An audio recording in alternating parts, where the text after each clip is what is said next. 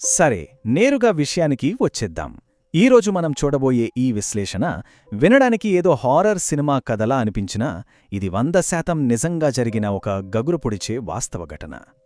త్రిపురలోని ఒక చిన్న గ్రామంలో లాక్డౌన్ సమయంలో మొదలైన ఒక చిన్న సంఘటన ఆ తర్వాత ఒక కుటుంబాన్ని ఎంతటి ఊహించని పీడకలల పాలు చేసిందో మనము ఈ కథనంలో వివరంగా తెలుసుకుందాం. పరిస్థితులు పూర్తిగా చెయ్యి జారిపోయినప్పుడు మన మానవ మనస్సు, మన నమ్మకాలు మరియు మనకు అర్థం కాని అదృశ్య శక్తుల మధ్య ఉన్న సన్నని గీత ఎంత భయంకరంగా చెరిగిపోతుందో చెప్పడానికి ఇదొక అద్భుతమైన ఉదాహరణ. అసలు ఈ కథ ప్రారంభంలోనే మన ముందున్న ఒక అతిపెద్ద కలవరపెట్టే ప్రశ్న గురించి ఆలోచించండి. ఒక తల్లిని, ఆమె సొంత కొడుకుని, వాళ్ల కుటుంబ సభ్యులే భారీ ఇనుప గొలుసులతో గోడలకు ఎందుకు బంధించాల్సి వచ్చింది? చేతిలో బైబిల్ పట్టుకుని వింతగా నృత్యం చేయకుండా ఆపడానికి, మరియు ముఖ్యంగా తమ సొంత రక్తాన్ని తామే తాగకుండా నిరోధించడానికి ఒక కుటుంబం ఇంతటి కఠినమైన నిర్ణయం ఎందుకు తీసుకోవాల్సొచ్చింది? ఈ భయానకమైన పరిస్థితి వెనుకున్న అసలు కారణమేమిటో తెలుసుకోవాలంటే మనం ఈ కథను ఆ లాక్డౌన్ చీకటి రోజుల నుండి చూడాలి. అయితే ఆ లాక్డౌన్ తెచ్చిన విషాదం ఎలా మొదలైందో ఇప్పుడు చూద్దాం. ఒక్కసారి ఆ కోవిడ్-19 లాక్డౌన్ రోజులకు వెనక్కి వెళ్దాం. వాతావరణమంతా ప్రాణభయంతో, ఉక్కిరిబిక్కిరి చేసే నిశ్శబ్దంతో నిండి ఉన్న రోజులవి కదా. త్రిపురలోని దాంచరా గ్రామంలో నివసించే అబ్రహం రియాంగ్ కుటుంబం చుట్టూ ఈ కథ తిరుగుతుంది. అబ్రహం కుటుంబం క్రైస్తవ మతానికి చెందినది. కాని వారి పక్కింట్లో ఉండే ఒక హిందూ కుటుంబంతో, ముఖ్యంగా ఆ ఇంట్లోని వృద్ధుడైన తాతయ్యతో వీరికి చాలా దగ్గరి అనుబంధం ఉండేది. ఆ తాతయ్యను వాళ్లు తమ సొంత కుటుంబ సభ్యుడిలాగే చూసుకునేవారు. కాని లాక్డౌన్ నిబంధనల వల్ల అక్కడొక పెద్ద తప్పు జరిగింది.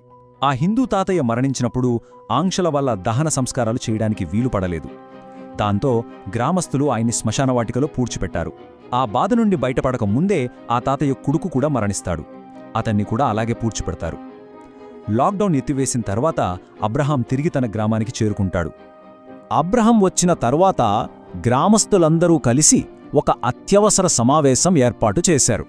ఆ తాతయ్య, ఆయన కొడుకు హిందువులు కాబట్టి వారికి సరైన హిందూ సంప్రదాయాల ప్రకారం దహన సంస్కారాలు చేయకపోవటం ఒక పెద్ద పాపమని వారు బలంగా నమ్మారు.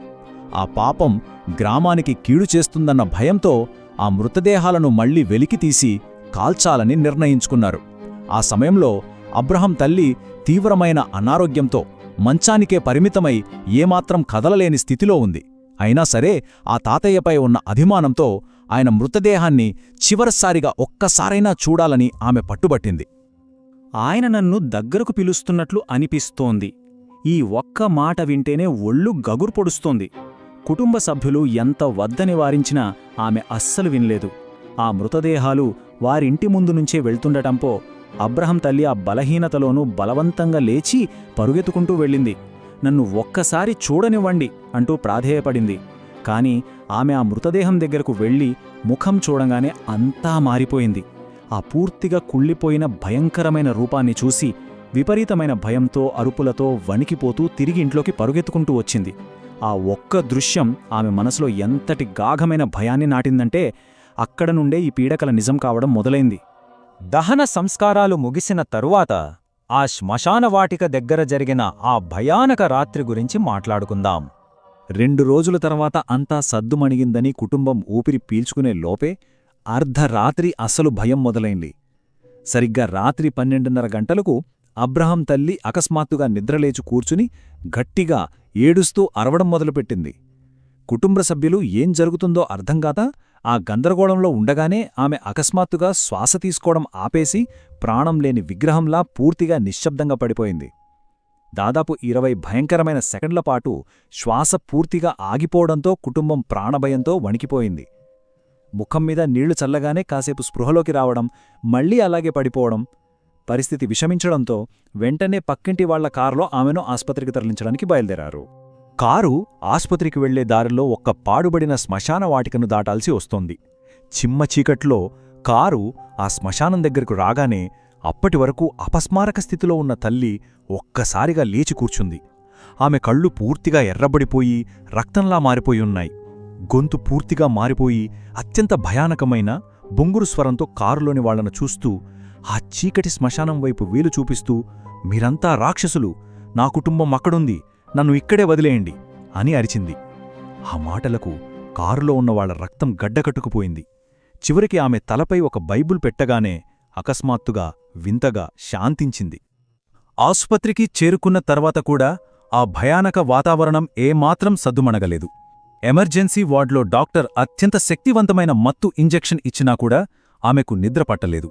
ఆ రాత్రంతా ఆమె పదే పదే మంచంపై నుండి లేచి కళ్ళు పెద్దవి చేసి చూస్తూ, తాతయ్య నన్ను తీసుకెళ్లడానికి వస్తున్నాడు, నేను ఆయనతో వెళ్తాను అని అరవడం మొదలుపెట్టింది. అక్కడున్న ప్రతి రోగి ముఖంలోనూ ఆమెకు ఆ చనిపోయిన, కుళ్ళిపోయిన తాతయ్య ముఖమే కనిపించడం మొదలైంది. ఆస్పత్రి వార్డంతటా ఆమె ఆర్తనాదాలు మార్మోగాయి. మరుసటి రోజు ఉదయం మందులిచ్చి ఇంటికి పంపించారు.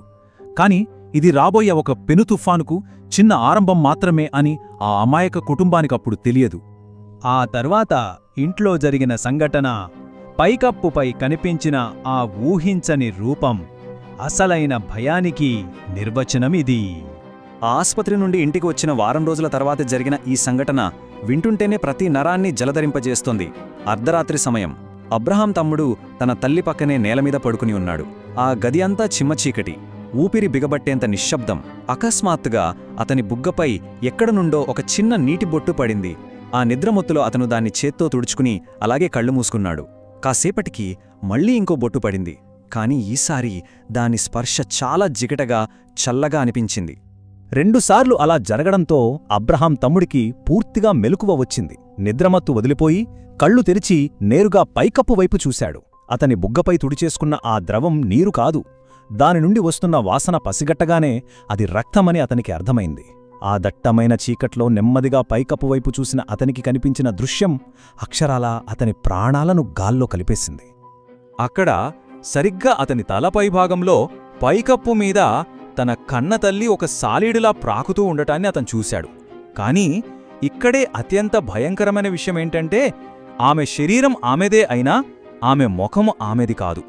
ఆ ముఖం పూర్తిగా ఆ కుళ్ళిపోయి చనిపోయిన తాతయ్య ముఖంలా మారిపోయింది.